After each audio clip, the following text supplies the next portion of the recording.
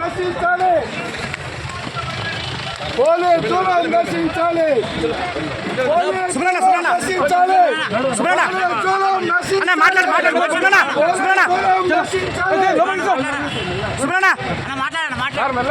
ఈ ముఖ్యమంత్రి Revanth Reddy job calendar ని ఇవాళ జోక్ క్యాలెండర్ చేసిండు.